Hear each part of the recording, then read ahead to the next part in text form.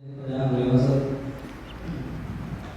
Tanya Pak Ustaz, agar mendapat amalan yang cukup banyak, apa bisa kita ikut jihad seperti perang yang dilakukan di negeri kita ini dengan mengebom gereja dan orang kafir? Allahu Akbar. Iya, pertanyaan sangat menarik ini jamaah. Karena kita lihat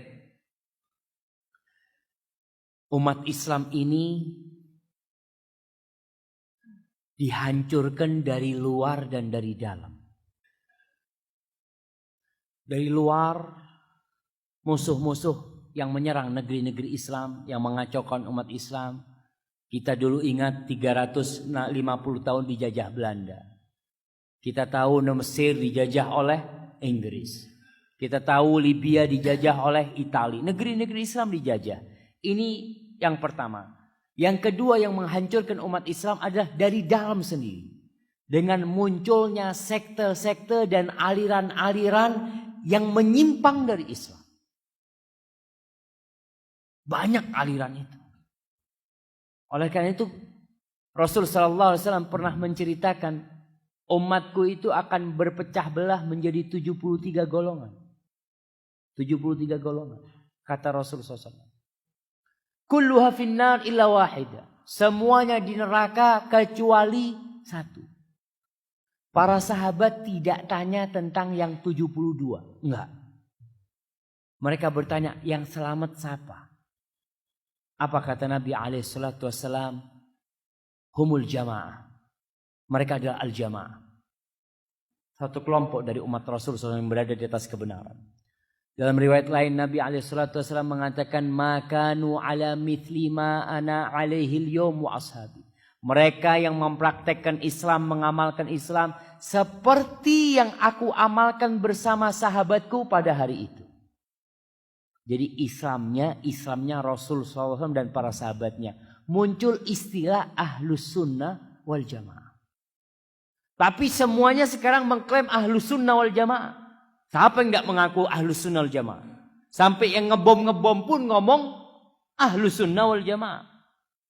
Gak penting orang itu mengklaim.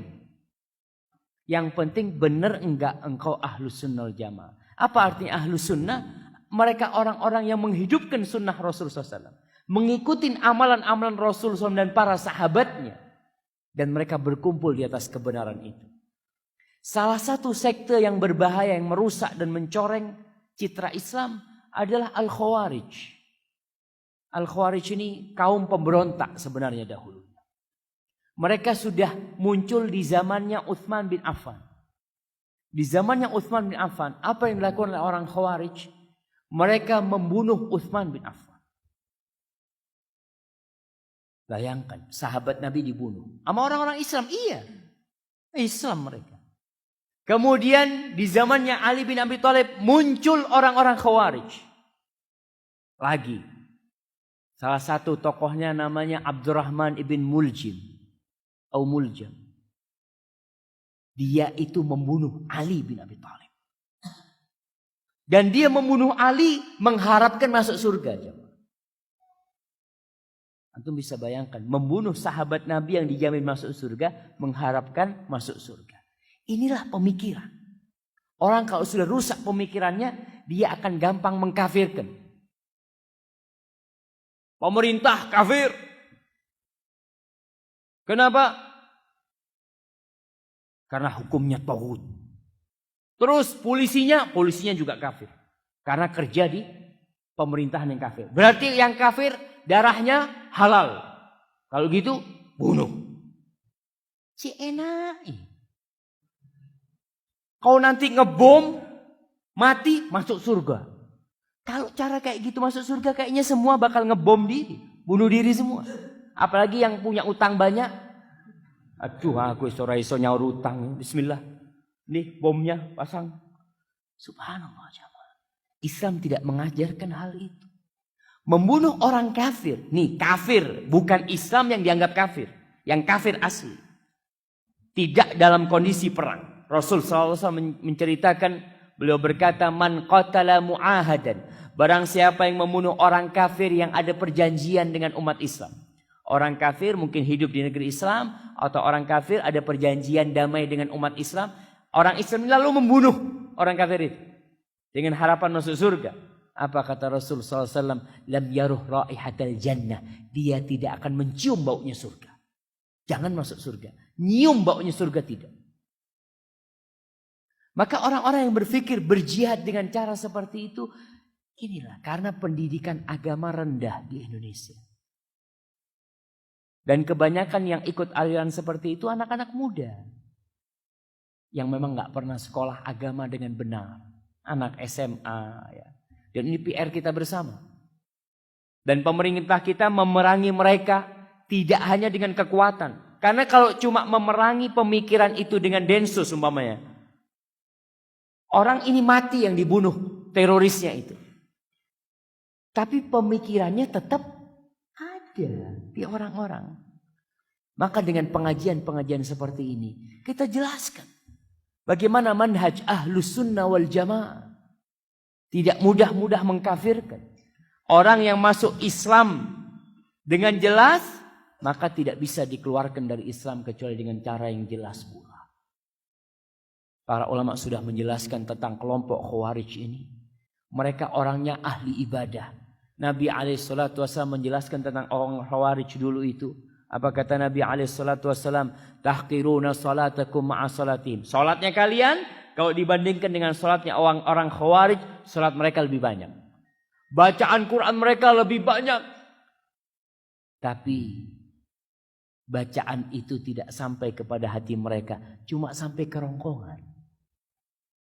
Maka kenapa kita diperintahkan untuk kembali kepada ulama-ulama ahli sunnah wal jamaah. Jangan sampai kita salah milih.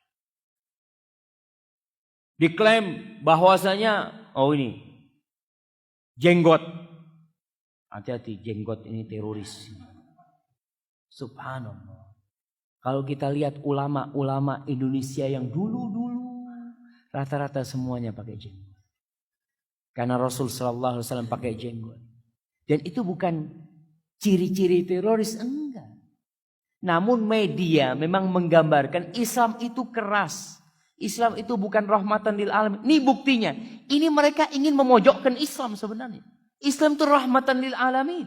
Dan kita yang ngerti harus menunjukkan ini loh Islam yang sebenarnya. Maka pertanyaan tadi yang mengatakan ada sebagian yang mungkin dengan ngebom sana ngebom sini. Dia berpikir dia bisa masuk surga. Jangan dulu. Kau belajar. Jihad memang benar disyariatkan.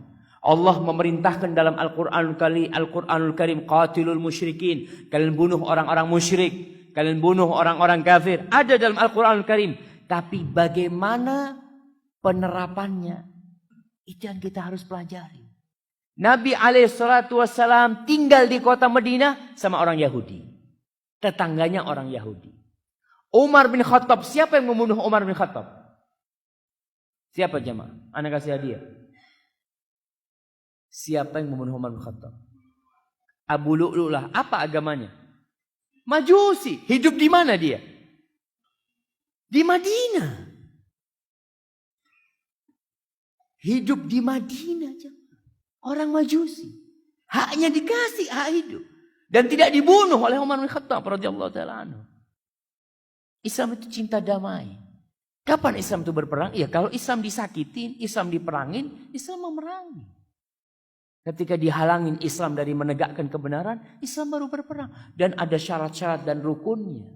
Itu yang tidak dipelajari atau difahami oleh sebagian saudara-saudara kita dari kaum muslim. Ya doakan mereka. Sekarang ini untuk menakut-nakuti orang, pokoknya kalau nggak senang, hati-hati teroris. Belum tentu teroris. Kita hati-hati juga tidak gampang-gampang menvonis orang. Tapi yang jelas aliran yang tadi disebutkan ngebom sana ngebom sini dengan harapan masuk surga itu harus mendapatkan penataran lah orang-orang seperti itu. Supaya mereka tahu bagaimana Islam yang sebenarnya, bukan Islam yang dia dengar dari ustadz-ustadz dia atau dari buku-buku dia. Hadza wallahu a'lam.